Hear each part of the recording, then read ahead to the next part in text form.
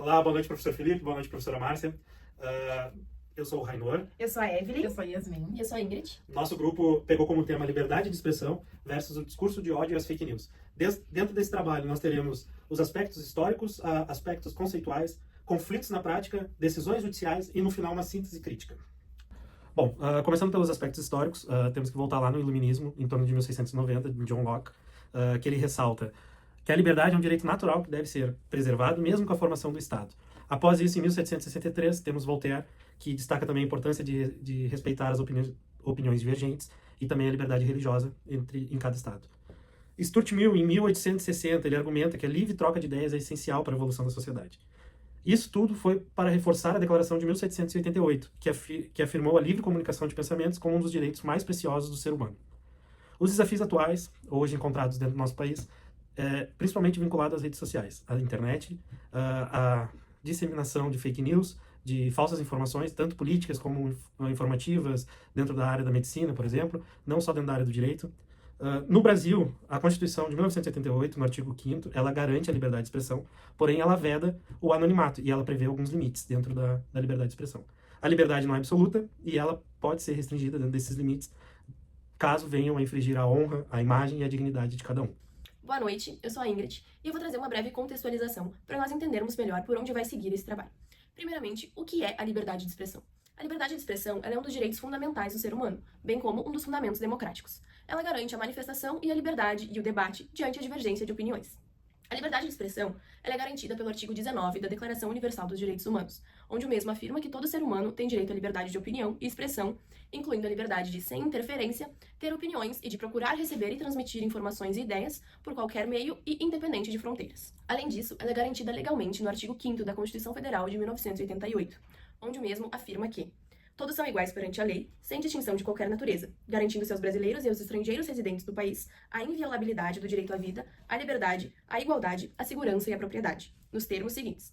E ressaltamos também o parágrafo 4º, onde o mesmo diz que é livre a expressão da atividade intelectual, artística, científica e de comunicação, independentemente de censura ou licença. Mas até onde alcança o limite dessa liberdade de expressão? Afinal, a liberdade de expressão seria absoluta? Os discursos de ódio estariam amparados pela Constituição? Recentemente, se obteve a aprovação da Lei de Proteção do Estado Democrático de Direito, que proíbe constitucionalmente os discursos que pregam o rompimento da ordem democrática. Além disso, se observa que a jurisprudência apresenta algumas oscilações no que se refere a esse tema, a proteção igualitária das liberdades de expressão, o que pode sugerir uma falta de integridade na compreensão acerca desse tema, adotando diferentes posicionamentos para alguns casos. E agora entrando num problema muito grande para a nossa sociedade, as fake news. As fake news são a disseminação de notícias falsas, de inverdades, e elas têm cada vez mais se tornando um grande problema, principalmente depois do uso da inteligência artificial, onde muitas vezes ela é usada de maneira maliciosa. A gente pode observar o grande uso dessa inteligência artificial e das fake news, principalmente nos períodos eleitorais, o que trouxe uma desregulamentação da nossa ordem democrática. No direito penal, a legislação já prevê punições para esses crimes, como calúnia, difamação e injúria.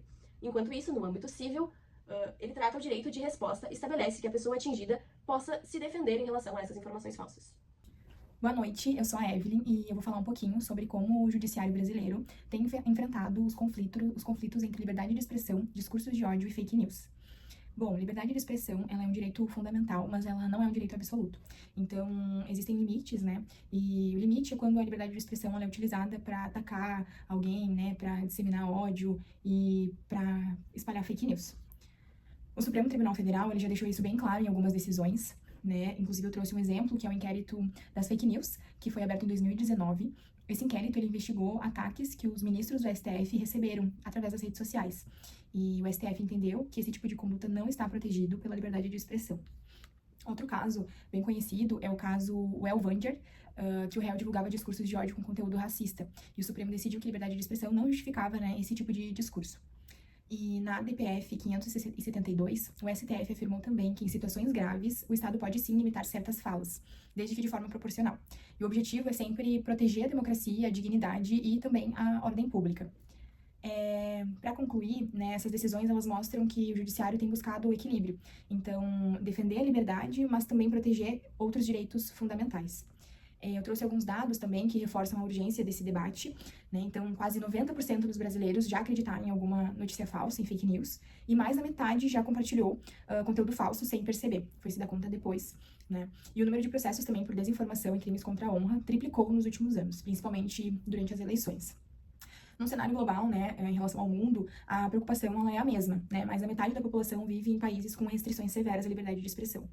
E tudo isso mostra, né, o tamanho do desafio, né? Como combater a desinformação sem cair na censura. Esse é o grande desafio em relação a esse tema. E a resposta, né, está no equilíbrio. Então, garantir a liberdade sim, mas com responsabilidade e sem abrir espaço para abuso, para preconceito e para ataque. Boa noite. Meu nome é Yasmin e hoje eu vou falar um pouco sobre a liberdade de expressão na mídia nacional e na mídia internacional. Na mídia nacional, a liberdade de expressão ela está relacionada com os direitos fundamentais. E na internacional também tem a relação com os direitos fundamentais e com base no artigo 19, a liberdade internacional, ela está ligada ao Pacto de São José da Costa Rica, conhecido por todos nós, operandos do direito. No cenário nacional, a gente tem como exemplo básico de liberdade de expressão, né, a censura e também as famosas fake news, que são um exemplo básico de ambos cenários, tanto no nacional quanto no internacional.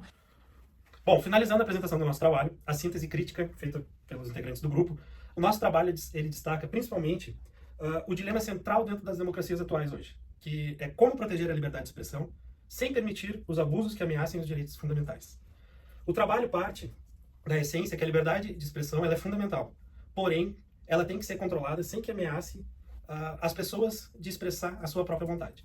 É uma linha muito tênue, onde a abordagem é histórica, é normativa e jurisprudencial. Dentro do trabalho, como podemos ver, tem o contexto digital e os seus riscos. A liberdade de expressão hoje dentro do campo digital ela é muito agressiva, sem uma normativa, sem uma jurisprudência, né, um controle social. As fake news e discursos de ódios, e não só com problemas éticos, eles são ilícitos jurídicos, na verdade. O Estado ele precisa agir, ele precisa controlar, mas sem uma censura sobre toda a sociedade civil. Dentro do trabalho, a gente ressaltou também o caso das fake news, que foi bem importante dentro do país, o caso do STF, que foi julgado, que o Supremo defende que é legítimo impor limites quando há violência simbólica ou desinformação. Essa decisão usa o princípio da ponderação dos direitos fundamentais. Há críticas sobre o devido processo legal, mas a decisão reforça a proteção da democracia. Podemos ressaltar também, dentro da nossa conclusão crítica, que os estudos apresentados hoje no país e internacionalmente, eles não simplificam o problema. Eles realçam que deve haver um combate à desinformação, mas sem silenciar a grande maioria. A ONU e a OEA, alertam sobre os riscos de leis genéricas ou autoritárias. A questão é complexa e exige equilíbrio. Não há soluções fáceis. E é preciso muito estudo, muita dedicação para se chegar numa conclusão final e um controle social do que é o discurso de ódio e do que é a manifestação da população.